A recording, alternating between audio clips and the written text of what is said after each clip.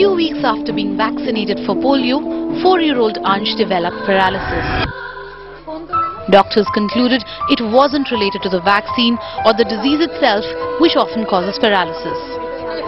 He was instead diagnosed with Guillain-Barré syndrome, one of the causes for childhood paralysis. गर्दन टेढ़ी कर ली थी, आवाज बंद हो गई थी, बोल भी नहीं पा रहा था. A few months on, Ansh is better now. But some doctors are sounding a warning note. In a study published in the Indian Journal of Ethics, Dr. J. Kapulil collates data to find cases of what's called non-polio related paralysis have gone up in states where there have been intense immunization rounds. So is the government overdosing some children with these vaccines? Polio was a good program. You started this to reduce the incidence of paralysis because of polio. Polio is a waterborne disease, but somebody got a very bright idea.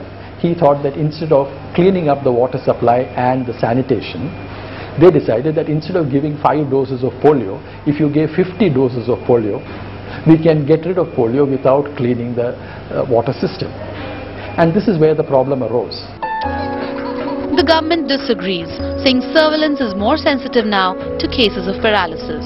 This is happening because of improvement in surveillance and because of change in the case definition. In the current definition, even facial weakness are screened for possible role of poliovirus. If you go back to the original definitions that were used for surveillance, then you find that there is actually no increase in rates. This even as India is being lauded for its first ever polio-free year. 0 cases reported since Jan 2011. Dr. Pulil also warns of a lobby that would use this report to push for an injectable polio vaccine that costs 20 times more. That's not the solution, he says. The oral polio vaccine is effective.